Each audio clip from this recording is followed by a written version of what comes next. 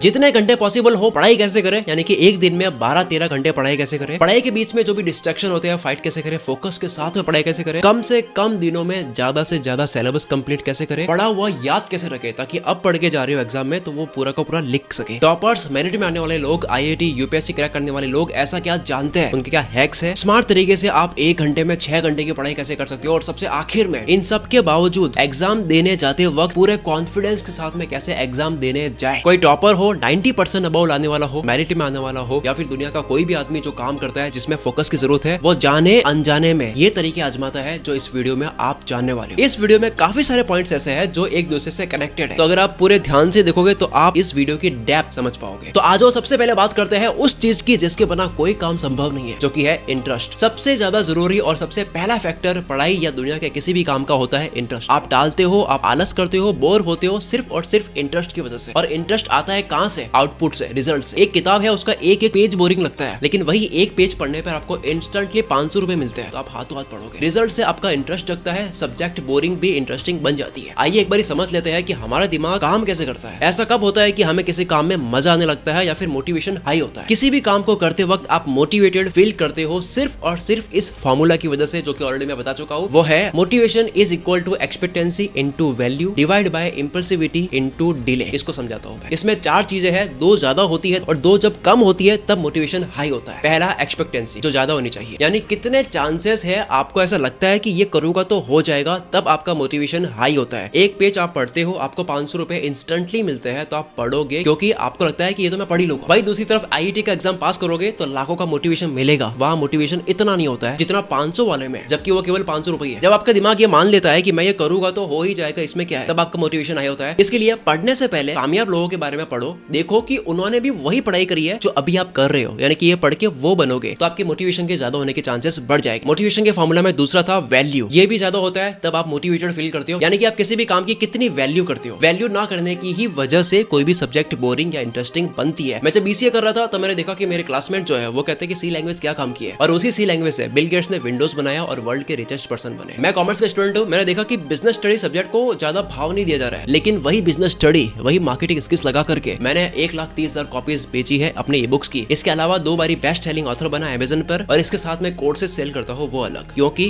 Business study को seriously लिया, value समझी। लोग कहते हैं कि यार ये थीटा का काम आता है, ये मैथ्स में इतने बड़े बड़े फॉर्मूले का काम आता है, लेकिन उसी से आपका मोबाइल चलता है, GPS कोडिंग, उसी से आपका नेविगेशन चलता है। थीटा जो कि हम यूजलेस मानते हैं, उससे कंस्ट्रक्शन और बिल्डिंग का काम होता है, उससे एस्ट्रोनॉमी चलती है, आपके घर में जो करंट आता है, पावर आता है, या फिर ऑप्शंस ट्रेडिंग में भी इसका यूज है। जब आप किसी सब्जेक्ट की वैल्यू समझ लेते हो, आपका मोटिवेशन बढ़ जाता है उसको समझने का, उसको पढ़ने का। मोटिवेशन आपका पीक पर होगा जब आप नंबर 1 एक्सपेक्टेंसी, मतलब आपको लगता है कि यार ये तो मैं कर ही दूंगा। दूसरा वैल्यू, यार इस चीज की वैल्यू ये है कि इससे ये बनूंगा मैं, तब आपका मोटिवेशन हाई होगा। आप जानते हो वो कौन सी 2 चीजें जो लो होती है, कम होती है, तब आपका मोटिवेशन हाई होता है? नंबर 1 डिस्ट्रैक्शन, जो कम होता है तो मोटिवेशन हाई होता है। नंबर 2 डिले, यानी कि डेडलाइन कितनी दूर है। जब डेडलाइन पास होती है, कम होती है, तब हम उस काम को जल्दी करना चाहते हैं। तो आओ डिस्ट्रैक्शन के ऊपर बात करते हैं, डिस्ट्रैक्शन को कम करते हैं। एक राजा जहाज में घर आ रहा था अपने सिपाहियों के साथ में, युद्ध जीत चुका था, वो घर आ रहे थे, लेकिन उन्होंने सुन रखा था कि रास्ते में एक आइलैंड आता है और उस आइलैंड से ऐसी आवाजें आती है जो अपनी तरफ बुलाती है, जो बहुत अट्रैक्टिव आवाज होती है, और वो आइलैंड बेसिकली एक ट्रैप होता है। लोग जाते हैं, भटक जाते हैं और मर जाते हैं। तो राजा क्योंकि सेफली घर पहुंचना चाहता था, तो सिपाहियों को बोला कि सारे कान बंद कर दो, लेकिन मुझे वो आवाज सुननी है, इसलिए मुझे खंबे पर बांध दो। उसके बाद में मैं कितना भी बोल दूं कि मुझे खोलो, लेकिन मुझे खोलना नहीं है। तो वही वो, जब वो वहां से जा रहे थे, आइलैंड से परियों की,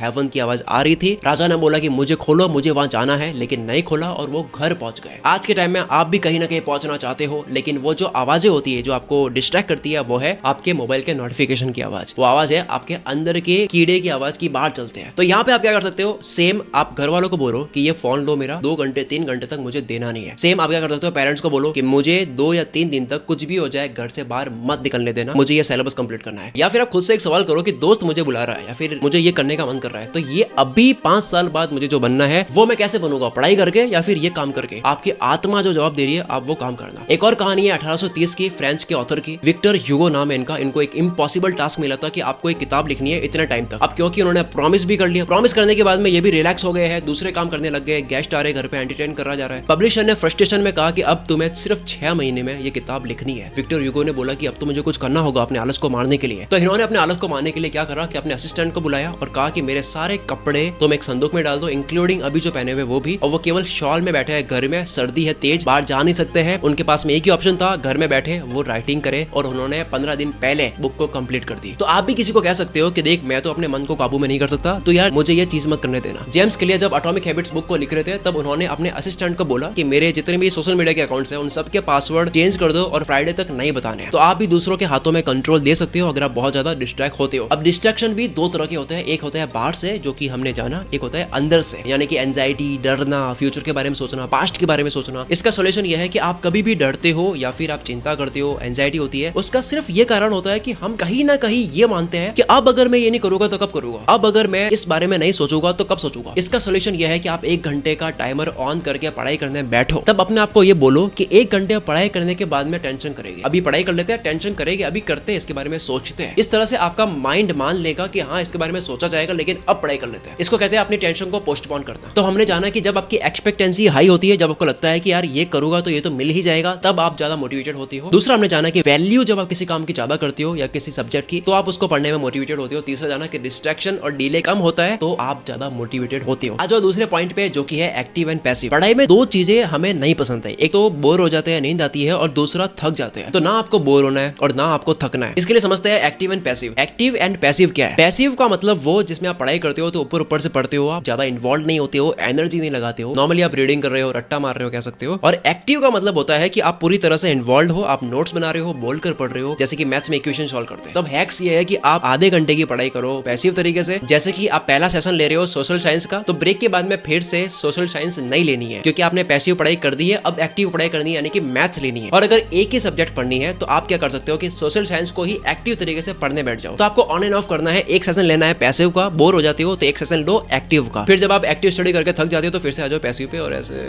घूमते रहना आपको। चलो अब बात करते हैं उस चीज की जिसका बहुत ज्यादा इंतजार लोग करते हैं कि यार ये क्या सीक्रेट है, कम से कम टाइम में ज्यादा से ज्यादा कैसे पढ़े। वो कौन सी बातें हैं जो 90% अबव लाने वाले जानते हैं, या फिर केवल 15 दिन में कुछ लोग पूरा सिलेबस कैसे पढ़ लेते हैं। या फिर सबकी प्रॉब्लम ये भी तो है कि टीचर्स पढ़ाते हैं, वहां समझ आ रहा है लेकिन एग्जाम में नहीं कर पाते हैं। या फिर कई बार घर बैठ के पढ़ रहे हैं तो लगता है कि यार ये तो मैं कर दूंगा, या फिर घर पे ये लगता है कि ये तो बड़ा आसान है, लेकिन एग्जाम में जाते हैं और वहाँ पे भूल जाते हैं, भले वो आसान हो तब भी। सोल्यूशन पे बात करते हैं। Number 1, easy, medium, hard category में सारे टॉपिक्स को बांट दो। कौन सा मुझे इजी लगता है, मीडियम लगता है, हार्ड लगता है, कैटेगरीज में बांट दो। उसके बाद में जो आपको इजी लगता है और जो आपको मीडियम लगता है कि ठीक ठीक है, थोड़ा डिफिकल्ट है लेकिन कर सकता हो इसको, तो एटलीस्ट आप ये कर दो कि इनको आप इतने स्ट्रॉन्ग तरीके से घोल के पी लो कि एग्जाम में किसी भी तरीके से आएगी आप छोड़ के नहीं आओगे। ओवर कॉन्फिडेंस में ऊपर ऊपर से देखते हैं घर पे, उसके बाद में एग्जाम में जाते हैं देखते हैं कि इत्तेफाक से वही आ गया जिसको हल्के में लिया था कि ये तो मैं कर दूंगा, और वही समझ नहीं आ रहा होता है कि यार ये एक बार देख लेता बस, और फिर एग्जाम में लगता है कि यार ये तो काफी आसान था, बस एक रिवीजन मार लेता ना पूरा करके आता। तो जो इजी मीडियम लग रहा है उसको पढ़ना कैसे सुन लेना, उसको पढ़ना है आपको हॉरिजॉन्टल तरीके से। अब हॉरिजॉन्टल तरीका क्या है? हॉरिजॉन्टल तरीका पढ़ने का वो तरीका है जिसमें आप केवल रिवीजन करते हो, स्पीड से पढ़ते हो, ज्यादा ध्यान देके या फिर डिटेल में नहीं जाते हो। यानी कि सबसे पहले यूट्यूब पे जाकर के एक टॉपिक का नाम, चैप्टर का नाम सर्च करके आप 2x की स्पीड में वीडियोस को देख लो यूट्यूब पे। उन वीडियोस में से अगर कुछ टॉपिक्स थोड़े से लग रहे हैं कि यार सही से समझ नहीं आया तो आप सेव कर दो, जिसको बाद में फिर से देख सकते हो। फिर आ जाओ नोट्स के ऊपर। आपको यहाँ पे भी स्मार्ट खेलना है, जो भी आपको इजी लगता है, मीडियम लगता है, इनके नोट्स आप निकाल दो, भले आपको पता है लेकिन नोट्स निकाल करके सारे रीड आउट कर लो। आप टॉपर्स दोस्त से ले सकते हो, इंटरनेट से सर्च करके सारे डाउनलोड करके ले सकते हो, मिल जाएगी। वैसे सारी वीडियोस 2x में वॉच आउट कर ली, उसके बाद में सारे नोट्स भी रीड आउट कर लिया। अब पूरी किताब को एक समझो कि ये किताब कहना क्या चाहती है, इस किताब में है क्या। Understand a book like a tree. एक किताब को पेड़ की तरह समझो, जैसे एक पेड़ है उसका एक तना है, उस तने के मान लो कि 10 भाग है, उसमें भी हर भाग में ब्रांचेस होती है, डाली होती है, और उसमें भी और ब्रांच होती है, और ब्रांच होती है, और एंड में जाकर के पत्तियां होती है, फल होते हैं, और उन सारी पत्तियों से बनता है पूरा एक पेड़। उन सारी पत्तियों से, फलों से एक पेड़ बनता है। उसी तरीके से एक किताब होती है, किताब के 10 चैप्टर्स होते हैं, हर चैप्टर के टॉपिक्स होते हैं, उनकी हेडिंग्स, सब हेडिंग्स होती है, और उन सारी सब हेडिंग्स में अंत तक जाते हैं तो हर एक लाइन होती है, और हर लाइन एक बात बता रही होती है, और हर एक बात से पूरी किताब बनती है। मैं इतनी बात को घुमा के रहा हूं, मैं बताना चाहता हूं कि जब आप पूरी किताब को समझ लेते हो कि ये किताब कहना क्या चाहती है, गोल क्या है, इससे होगा क्या, तब आपको एक तो वैल्यू पता लगती है, जो कि मोटिवेशन का रूल है कि वो बढ़ता है तो आपका मोटिवेशन बढ़ता है। दूसरा, आपको बैकग्राउंड मिल जाता है कि इस किताब में है क्या, ओवरऑल मैप क्या है इसका। गए नहीं हो, जाना बाकी है, लेकिन नक्शा देख लिया, वॉच आउट कर लिया, रीड आउट कर लिया, उसके बाद में मैप भी देख लिया पूरी किताब का। ये आपको करना है हॉरिजॉन्टल तरीके से। ये आप 2-3 दिन में कर दोगे क्योंकि आपको ऑलरेडी आता है, इजी मीडियम लगता है आपको तो आप कर लोगे। प्लस ये करने के बाद में आप मोटिवेशन से बढ़ जाओगे कि यार मैंने तो 80% काम कर लिया, मैंने तो काफी हद तक काम कर लिया, अब बारी है उनकी जो हार्ड लगता है। हार्ड जो लगता है उनको आपको पढ़ना है अब वर्टिकल तरीके से। वर्टिकल तरीका क्या है? जिसमें आप डिटेल में जाते हो, आप पूरा घुसते हो उसके अंदर। अब इसमें भी आपको डिटेल में सारे जो हार्ड लगते हैं उनके अंदर नहीं जाना है। क्या करना है? आपको जो हार्ड लगते हैं अपने टीचर्स के पास में जाओ, उनसे पूछो कि क्या है जो इंपॉर्टेंट है, क्या है जो कतई नहीं आने, या फिर आप खुद से देखो 10 साल पुराने पेपर्स निकालो, आप एक पैटर्न नोटिस करो कि क्या है जो रिपीटेड आते हैं, वो आप सारे छान लो। अपने फ्रेंड्स के साथ में बैठो, इंटरनेट पे रिसर्च करो, पेपर्स देखो, जितना आप कर सकते हो पता लगाओ कि इसमें से इंपॉर्टेंट है क्या। तो इसके बाद में क्या होगा, अब आपके पास में बचा वो जो हार्ड भी है लेकिन इंपॉर्टेंट भी है। इसको आप गोल के पी लो, वर्टिकल तरीके से पूरा डिटेल में घुस जाओ, पूरे फोकस्ड मोड में आ जाओ, डिस्ट्रैक्शन सारी दूर कर दो, पढ़ाई करनी है, गोल याद रखो, दिमाग में क्या बनना है, बैठ जाओ। और उसमें से भी अगर एक आध आपको रटना पड़े एज इट इज तो आप रट सकते हो, क्योंकि एक ही तो रट रहे हो यार, केवल एक इक्वेशन है, पूरी किताब को आपने समझ लिया है, एक अगर कुछ थोड़ा सा करना पड़ जाए तो चलता है। उसके लिए उसी किताब के आपको जो भी मुश्किल पार्ट लगते हैं, इक्वेशन लगती है, जो भी मुश्किल लगता है, वो आप एक पेपर पे उतार दो। और वो पेपर एक लगना चाहिए बाथरूम में उस जगह पर जहां पे सबसे ज्यादा नजर आपकी जाती है, जैसे कि ब्रश करते वक्त या फिर बैठते हो उस वक्त। दूसरा वो पेपर लगा दो सोने जाते हो उस तरफ। तीसरा डोर हो गया, विंडोज हो गया, चार्जिंग प्लग हो गया, जहां जहां नजर जाती है, जितनी बार नजर गई तो एक बार पढ़ना है उसको। यहाँ पे देखा तो एक बार उसको पढ़ना है। हॉरिजॉन्टल और वर्टिकल तरीके से पढ़ने से होता है कि जो टॉपिक जितना वक्त डिजर्व करता है आप उतना ही दे रहे हो। जैसा होता है ना कि हम किसी चीज की प्राइस लगाते हैं, उसी तरीके से आप एक टॉपिक की प्राइस लगा रहे हो उसके टाइम से, कि कितना वक्त डिजर्व करता है। चलो आ जाओ नेक्स्ट पॉइंट पर, जो कि है पार्किंसंस लॉ। पार्किंसंस लॉ के अकॉर्डिंग ये माना जाता है यूनिवर्सल, हर काम के अंदर, पढ़ाई के अंदर ये माना जाता है कि इंसान ऐसा प्राणी है कि इसको किसी टास्क को करने में जितना टाइम देगे वो उतने टाइम में करता है। अगर कोई टास्क करने में 7 दिन देगे और वो 7 दिन बहुत ज्यादा है तो वो खींच कर करेगा। 3 दिन देगे तो वो 3 दिन में भी कर देगा। अगर 1 दिन दिया जाएगा तो वो पूरी तरह से बैठ करके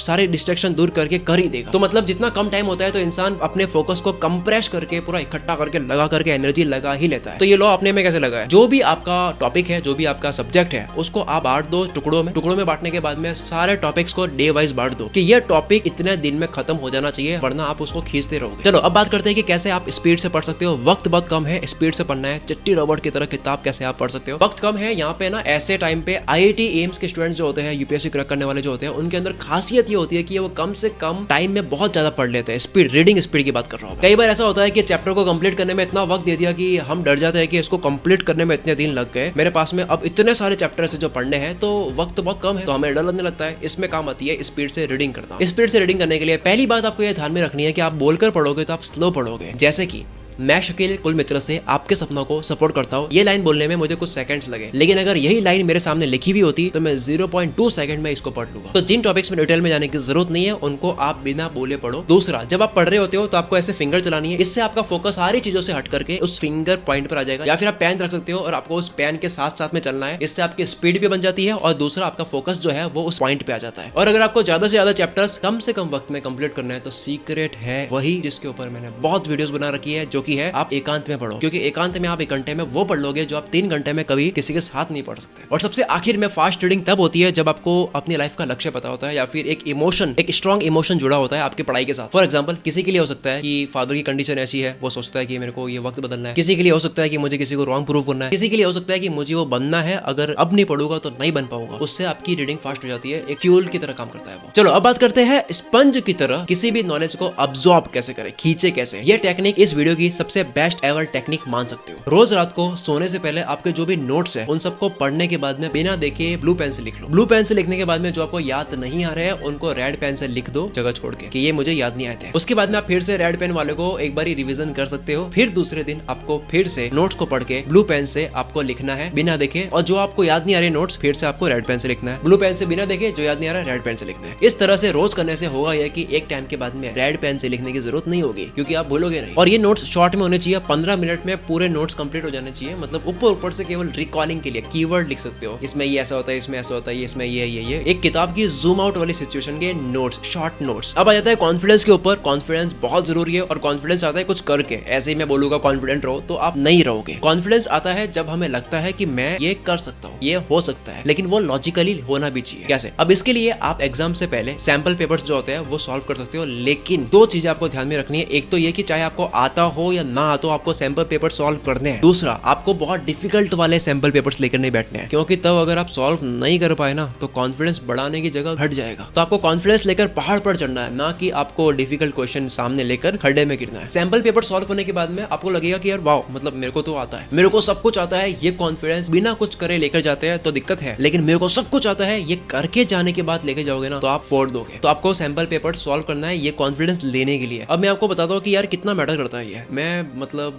ये मेरी एक ऐसी कहानी है जो बहुत कम लोग जानते हैं। जब मैं स्कूल में था तब मेरे वो दोस्त जो टॉप करते थे, फर्स्ट आते थे, उनको मैं बुलाता, उनसे बात करता और बातों ही बातों में उनको मैं ये बोलता, मतलब अजीबोगरीब तरीके से घुमा करके एक सवाल करता ताकि मैं ये देख पाऊं कि उनका कॉन्फिडेंस गिर रहा है नहीं गिर रहा है। और मैं नोटिस कर पाता था कि उस घुमावदार क्वेश्चन की वजह से उस बंदे का कॉन्फिडेंस पूरा डाउन हो चुका है और वो इंसान मुझसे मिलना पसंद भी नहीं करता था अगले एग्जाम के वक्त। इसका मतलब ये कि एग्जाम से पहले आपका वॉरियर मेंटेलिटी का होना बहुत बहुत ज्यादा जरूरी है। एक दिन के बराबर भी कंफ्यूजन आ जाता है ना कि मेरे को तो यार नहीं आता, तो आप खराब करके आओगे। कॉन्फिडेंस चाहिए, सैंपल पेपर सॉल्व करो, चाहे आता हो ना आता हो, एक बार फिर से कर लो पहले फोकस। अब बात करते हैं फोकस के। यहाँ पर मैं इंट्रोड्यूस करने वाला हूँ एक लॉ। अरे ब्रांड प्रमोट नहीं करने वाला हूँ। मैं ये मानता हूँ कि इंसान के फोकस के 3 लेवल होते हैं। एक होता है कोल्ड, दूसरा होता है वार्म, तीसरा होता है हॉट। कोल्ड फोकस का मतलब होता है कि आप पढ़ने के लिए बैठे हो, माहौल बनना बाकी है, आपको पता है कि आप क्या कर रहे हो, आप पढ़ाई कर रहे हो, लेकिन एक पूरी तरह से घुसे नहीं हो। वार्म फोकस का मतलब होता है कि आप एंटर हो चुके हो, आपको पता है क्या पढ़ना है क्या नहीं पढ़ना है, काफी हद तक आप घुस चुके हो। और हॉट फोकस का मतलब कि आप पूरी तरह से उसमें घुस चुके हो, आपके दिमाग में दूसरा कोई थॉट नहीं आ रहा है। होता क्या है, अब यहाँ पे कहानी शुरू होती है लॉ ऑफ डिमिनिशिंग रिटर्न्स की। ये लॉ ये कहता है कि सेम अमाउंट की मेहनत किसी भी काम में लगातार करते हैं तो आउटपुट की क्वालिटी एक टाइम के बाद में गिरने लग जाती है। ये दुनिया के किसी भी काम में लगता है, वैसे ये इकोनॉमिक का लॉ है। अब इसको पढ़ाई में कैसे लगाना है, जो मैंने बात करी थी हॉट फोकस की, जब आप एक अलग ही लेवल की अवस्था में पहुंच चुके होते हो तब आपके साथ में ये होता है कि एक टाइम के बाद में आपकी पढ़ाई की क्वालिटी गिरने लग जाती है। इसलिए यहाँ पे इंट्रोड्यूस होती है एक चीज, वो है पोमोडोरो, यानी कि आप पढ़ते पढ़ते बीच में ब्रेक ले, यानी कि वही पहले बात करी थी एक्टिव पैसिव की, तो उस तरह से आप कर सकते हो या फिर आप ब्रेक ले सकते हो। अब यूनिवर्सल ये माना जाता है और रिसर्च भी कहती है कि एक इंसान इंटेंस वर्क करता है तो 25 मिनट के बाद में वो थोड़ा थक जाता है, उसको 25 मिनट के बाद ब्रेक लेना चाहिए। तो आप 5 मिनट का ब्रेक लेके फिर से 25 मिनट स्टार्ट कर सकते हो। लेकिन आप कहते हो कि नहीं ये 25-5 तो बहुत छोटा पड़ता है, तो आप 50 मिनट की पढ़ाई करके 10 मिनट का ब्रेक ले सकते हो। लेकिन फिर भी आप ये कहते हो कि नहीं मैं तो एक कोई टास्क बेस पे करना चाहता हूँ, तो आप एक सेटिस्फैक्टरी पोर्शन कंप्लीट करने के बाद उठो, ऐसा गोल भी आप ले सकते हो। क्योंकि कई बार ऐसा होता है, मेरे साथ तो होता ही है कि 25 मिनट का मैं टाइमर सेट करता हूँ कि इसके बाद मैं उठ जाऊंगा, लेकिन वो माहौल बनने वाला होता है, मैं कोल्ड से वार्म में और हॉट फोकस में आने वाला होता हूँ कि टाइमर रिंग हो जाता है। इसलिए कई बार 50-10 वाला सेट होता है, तो कई बार टास्क बेस पे चलना होता है, तो जो आपको सही लगता है, क्योंकि आप इंसान हो, आप रोबोट नहीं हो। अब इसके अलावा कुछ और बातें हैं, चाहे पढ़ाई हो या दुनिया का कोई भी काम हो, काम कभी मुश्किल नहीं होता है। मुश्किल होता है एक बार बैठना, मुश्किल होता है माइंडसेट बनाना। जैसे कि जिम के लिए कहते हैं ना कि वर्कआउट करना डिफिकल्ट नहीं है, वर्कआउट में तो मजा आता है, लेकिन वर्कआउट के लिए जाना डिफिकल्ट है। तो इसका हैक ये है कि अपने आपको ये बोलो कि मुझे कोई घंटों की पढ़ाई नहीं करनी है, मुझे केवल अभी 10 मिनट के लिए कुछ देखना है। और आप जब बैठो तो फ्लो बन जाएगा, तो आप पढ़ने लग जाओ। या फिर आप एक ये कर सकते हो कि रात को ही पहले डिसाइड कर लो कि कल क्या पढ़ना है, ताकि कल उठो प्रोडक्टिविटी के साथ में, जब उठो तब आप कंफ्यूजन में ना रहो, तब आपका वक्त जो है वो बर्बाद ना हो, तब वो जो एनर्जी वाला टाइम है वो सिर्फ काम करने में जाए, सोचने में ना जाए कि क्या करना है क्या पढ़ना है। एक और बड़ा सही एग्जांपल है जो मैं काफी वीडियोस में बोलता हूँ कि आप अगर रोड पे जाओगे, आप बाहर मार्केट में जाओगे, जितनी भी गाड़ियां चल रही है, एरोप्लेन उड़ रही है, जो भी आप देख रहे हो, वो डिटर्मिनेशन से और मोटिवेशन से नहीं चल रही है, वो चल रही है फ्यूल से। इसका मतलब ये है कि आपको अपनी बॉडी का भी ध्यान रखना है। इसके लिए आप हेल्थ का संपूर्ण ज्ञान वीडियो देख सकते हो, जिसमें मैंने बता रखा है। आप अपनी बॉडी का, अपने माइंड का भी ध्यान रखो साथ में, यानी कि आप नींद लो, खाओ पियो, डाइट लो, एक्सरसाइज करो। इसके अलावा टाइम मैनेजमेंट के ऊपर एक बड़ी सही बात कही गई है कि यार टाइम मैनेजमेंट अगर आपको मास्टर करना है, if you want to control your time, अगर आप अपने वक्त को कंट्रोल करना चाहते हो, तो आपको सिर्फ ये समझना है या फिर ये कैलकुलेट करना है कि किसी भी टास्क को करने में कितना वक्त लगता है। वो अगर आप सही से कैलकुलेट करना सीख गए तो आप टाइम मैनेज करने लग जाओगे। फॉर एग्जाम्पल कहते हैं ना कि जिम में केवल 1 घंटा लगता है, लेकिन ऐसा नहीं है। उस 1 घंटे से पहले आप जो करते हो, जैसे कि डाइट लेना, डाइट खरीदना, रास्ते में टाइम लगना वगैरह, ये सब भी इंक्लूड होता है। ठीक ऐसे ही अगर आपको किसी भी टास्क के साथ में अगर आपको ये कैलकुलेट करना आ गया कि स्पेस में कितना टाइम लग रहा है, स्पेस मतलब छोटे छोटे जो पार्ट्स होते हैं बीच में, उसमें कितना वक्त जा रहा है, वो भी कैलकुलेट करना सीख गए ना, तो आप टाइम मैनेजमेंट के बादशाह बन जाओगे। So the key is to understand how long it really takes to do something. वो बंदा जो बहुत अच्छा टाइम मैनेज करता है, उसका सिर्फ ये सीक्रेट है, उसको ये पता है कि कहाँ वक्त कितना देना है और ये कितने में समाप्त हो जाएगा। अब जाते जाते मेरे एक दिल की बात आपके साथ में मैं शेयर करना चाहता हूँ, बिकॉज मैं भी कभी एक स्टूडेंट रहा हूँ, तो मुझे ये लगता है, अब क्योंकि मैं ऑनलाइन बिजनेस करता हूँ, तो मुझे इसके लिए कई लोगों की जरूरत भी पड़ती है। तो मैंने और मेरे काफी फ्रेंड्स हैं अभी जो स्टार्टअप्स में है या फिर अपना चैनल चलाते हैं, ऑनलाइन बिजनेस करते हैं, ऑफलाइन बिजनेस करते हैं। हम सब ने एक चीज नोटिस करी है कि किसी भी काम को करने में परफेक्ट इंसान बहुत मुश्किल से मिलता है, यानी कि जिसको ढंग से काम आता है वो लोग नहीं मिलते हैं, बहुत मुश्किल से मिलते हैं। कहना ये चाहता हूँ, आपको पढ़ाई के साथ में काम सीखना है। दुनिया में बहुत कंपनीज है, बहुत पैसा देने के लिए तैयार है, काम आना चाहिए। अब मैं आपको ये नहीं कह रहा हूँ कि मार्क्स इंपॉर्टेंट नहीं है, मैटर नहीं करते, ये बोल के आपको डिमोटिवेट नहीं कर रहा हूँ। मार्क्स मैटर करते हैं या नहीं करते हैं, ये डिपेंड करता है कि आपको कहाँ जाना है, क्या बनना है। मैं सिर्फ ये कह रहा हूँ, मार्क्स लाओ, पढ़ाई करो, सब करो, लेकिन उस पढ़ाई के पीछे का जो काम है ना, जो सीख रहे हो, एक्चुअली में तो आप कुछ ना कुछ सीख रहे होते हो ना, कोई ना कोई काम सीख रहे होते हो, वो आप दिल लगा के सीखो। एक बड़ा ही सही एग्जांपल इस टाइम के अकॉर्डिंग बैठता भी है। आपने देखा कि रिसेशन के चलते हुए अमेजन और गूगल जैसी कंपनी भी फायर कर रही है एम्प्लॉइज, अपने 1000 ऑफ एम्प्लॉइज फायर कर रहे हैं, काफी बड़ी बड़ी कंपनी। और उन एम्प्लॉइज को उस कंपनीज में जाने में कितनी पढ़ाई करनी पड़ी होगी, कितने मार्क्स लाने होंगे, कितने तो IIT के हो गए। तो आप देख सकते हो कि लाइव एग्जांपल है कि उनको बाहर निकाला जा रहा है। कहीं ना कहीं तो देखा गया होगा ना कि ये हमारे काम के नहीं है। एक और बात जो मैं बहुत बहुत ज्यादा फील करता हूँ आज के वक्त में, वो ये आप लोग भी इस बात को जितना जल्दी हो सकता है समझ लो, वो ये कि खुद को माफ करना भी सीखो। कई बार हम टाइम मैनेज कर पाते हैं, नहीं पाते, कभी पढ़ते हैं, कभी नहीं पढ़ पाते, कभी काम होता है, कभी नहीं होता है, कभी बहुत काम कर लेते हैं, कभी नहीं कर पाते हैं। तो इसके लिए आपको रात को एंजाइटी के साथ में नहीं सोना है। अगर आप खुद को माफ करना सीखते हो ना तो अगले दिन आप फोड़ोगे, लेकिन एंजाइटी के साथ में चलोगे तो नहीं फोड़ोगे। तो आपको खुद को माफ करना है, because you are not a robot, you are a human. अब जो लोग मुझे स्कूल से, कॉलेज से सुन रहे हैं, चाहे मेरे से बड़े हैं, कोई कॉलेज से सुन रहे हो तो या फिर स्कूल से, एक रिग्रेट जो है वो मैं आपके साथ में शेयर करना चाहता हूँ, जो आज भी है। लेकिन मेरा तो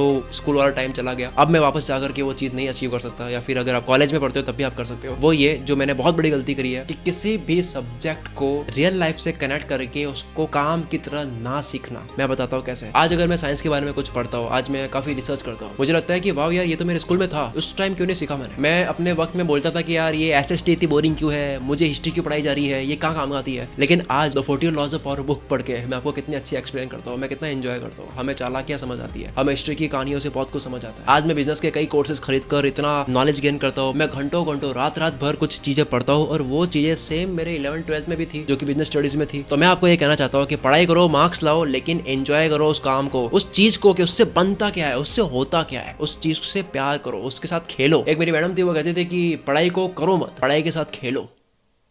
और अगर आपको ऐसा मोटिवेशन दे दूं कि आप सीधे जाकर के घंटों की पढ़ाई करोगे, अगर आपको ऐसा मोटिवेशन, ऐसा कॉन्फिडेंस दे दो कि आप बाहुबली की तरह, युद्ध की तरह पढ़ाई को करने के लिए जाओगे, क्योंकि आप पढ़ाई करो या काम करो, जिंदगी का हर काम एक युद्ध है और आप एक वॉरियर हो। तो उसके लिए एक वीडियो है जो आपको बिल्कुल अभी के अभी देखनी चाहिए, आपके स्क्रीन पर फ्लैश हो रही है, वो है बाहुबली की तरह कैसे सोचे। इस वीडियो को देखने के बाद में, क्योंकि ये लॉजिक से भी भरी हुई है, मैं मोटिवेशन केवल ऐसे नहीं देता हूँ कि मोटिवेट हो जाओ, मैं लॉजिक और एग्जाम्पल और इंसिडेंट्स के साथ में एक प्रैक्टिकल बात के साथ में मोटिवेट करता हूँ, जिसको कहते हैं लॉजिकल मोटिवेशन। इस वीडियो को बिल्कुल अभी जाकर के देखो, you will love this video. चलो मिलते हैं अगली वीडियो में। Wish you all the very best. मैं शकील कुल मित्र से आपके सपना को सपोर्ट करता हूँ।